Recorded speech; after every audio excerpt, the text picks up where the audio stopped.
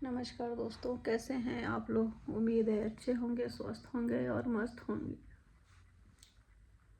तो क्या कहूँ, रोजाना मैं वीडियो ही बना रही हूँ समय निकाल के।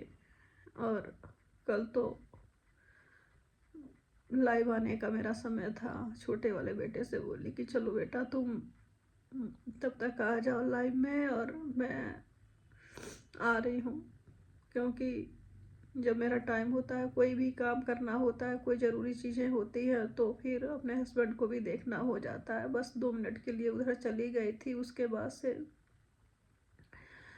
मतलब वो छोटा वाला बेटा आ गया मेरा वाईटी पे। तो फिर कुछ पॉलिसी वगैरह होते हैं, तो इसके लिए उन्हें रिमूव करने के लिए मतलब ये बोला गया कि आपका वीडियो 14 दिन के अंदर डिलीट कर दिया जाएगा अगर आप वेरीफाई नहीं करते हैं अपना। मतलब दिखाना उखाना होता है कि आईडी की आप हैं या कोई फ्रॉड तो नहीं कर दिया है।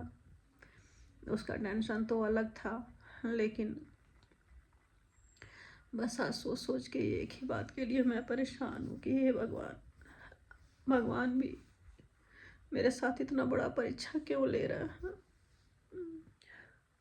आज मैं बस अपने पति के बारे में ही सोच सोच के दुखी हूँ कि हे भगवान जल्दी से जल्दी ठीक हो जाए, स्वस्थ हो जाए। और इस समय भी मैं यही सोच रही हूँ कि हाँ कुछ करूँ धरूँ, घर के खर्च लाने के लिए, इनके दवा के लिए, और ये ठीक हो जाए। क्योंकि इनके साथ भी बिना सपोर्ट के, इनके जैसे थेरेपी वगैरह हो गया, तो अकेले ही सारा करना धरना। क्योंकि अंदर से मैं स्ट्रांग बनी हुई हूँ, लेकिन शरीर अब साथ नहीं दे रहा है। क्योंकि साल भर हो गए अकेले देखना करना धरना। 2 छोटे छोटे बच्चे भी हैं, बड़े भी नहीं है, समझदार भी नहीं है, अभी छोटे छोटे हैं। एक 13 साल का है, और 13 साल का भी नहीं है, अंदर ही है। और एक 10 साल का है। बच्चे समझदार रहते तो इतना टेंशन नहीं होता, लेकिन बस यही सोचना है कि बच्चे समझदार रहते तो कम से कम अपने पापा को संभाल लेते।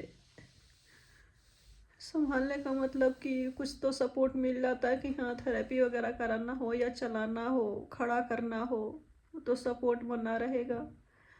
बच्चे भी इतने दुबले पतले हैं, इतना टेंशन लेते हैं कि डर बना रहता है उनको कि कहीं खड़ा हूँ और गिर जाऊँ। तो कभी कभी तो ज़बरदस्ती टेक लगा के दोनों लोग खड़े हो जाते हैं। लेकिन अब तो बहुत मुश्किल हो गया है, या कहूँ कुछ समझ में ही नहीं आ रहा है।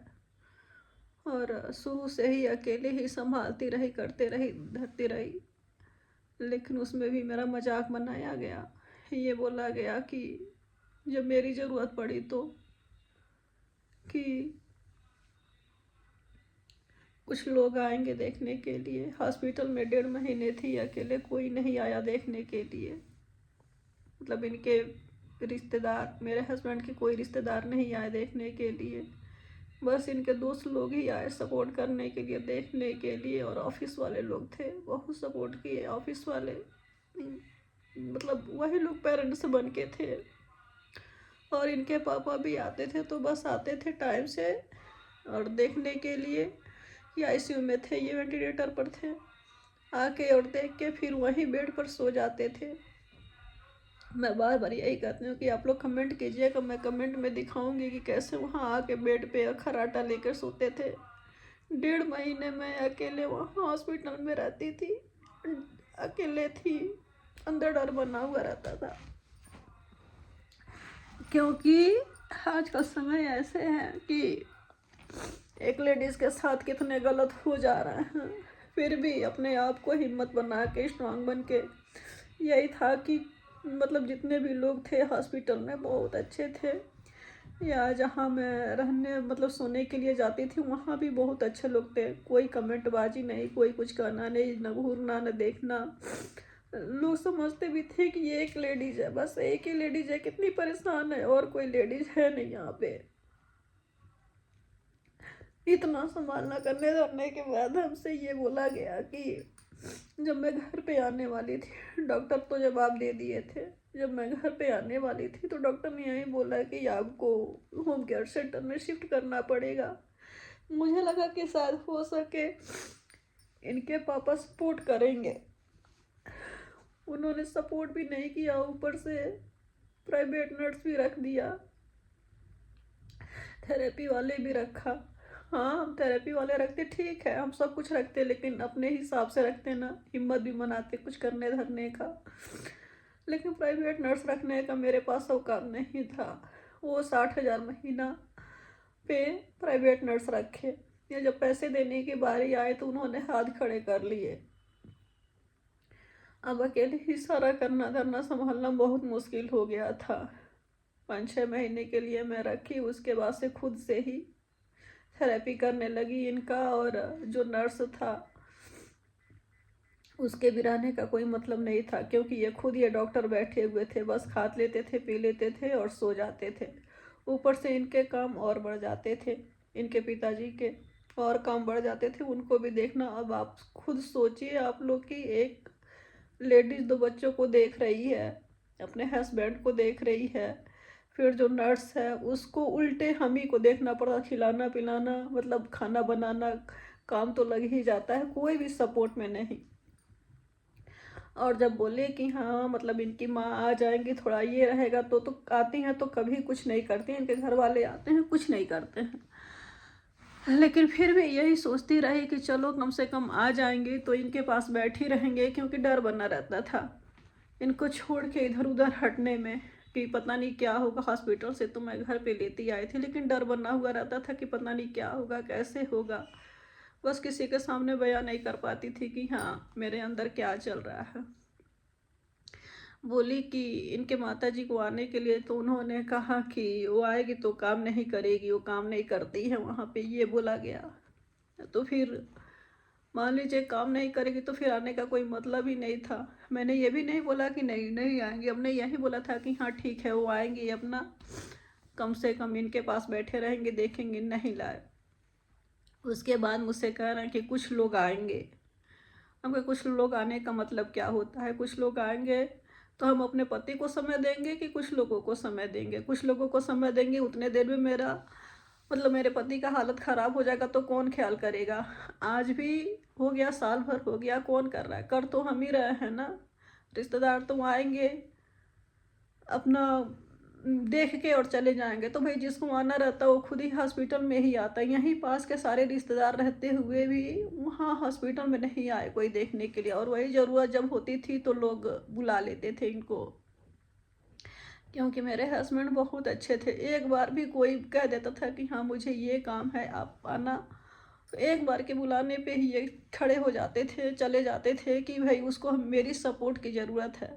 लेकिन ये सपोर्ट सबसे मांगे, किसी ने कोई सपोर्ट नहीं किया। आज भी मैं सपोर्ट मांग रही हूँ सबसे, समझने वाले, अपने समझने वाले तो समझ जाते, लेकिन कोई नहीं सपोर्ट करने वाला। अभी क्या है कि मेरा मजाक बनाया जा रहा है कि मैं कह रही हूँ कि नहीं कोई नहीं आएगा।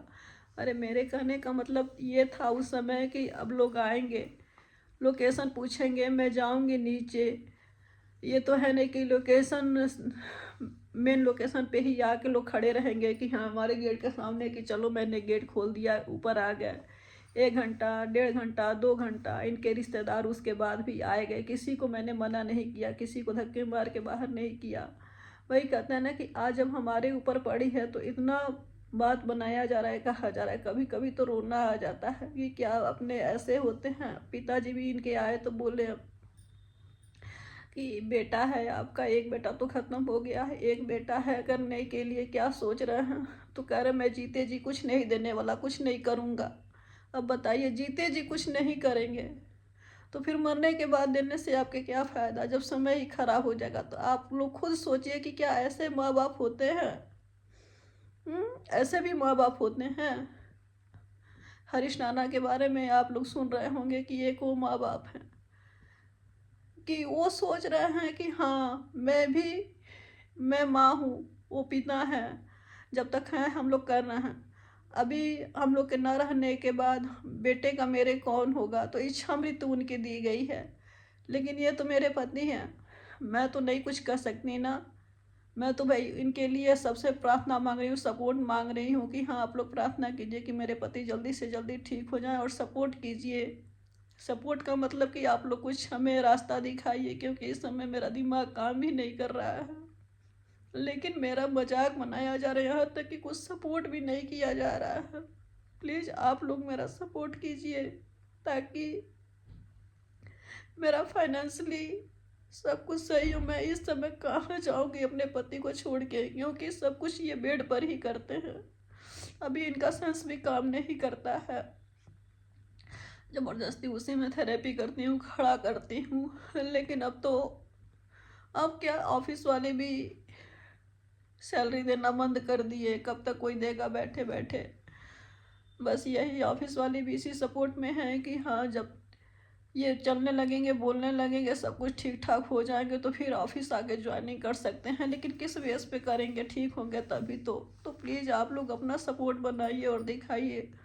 आगे मैं आप लोगों से फिर बात करूँगी, अपनी सारी बातें बताऊँगी। प्लीज़ आप लोग ज़्यादा से ज़्यादा इस वीडियो को शेयर कीजिए, सब्सक्राइब कीजिए और सपोर्ट कीजिए। बाय बाय, फिर मिलती हूँ मैं आप लोगों से बाद में।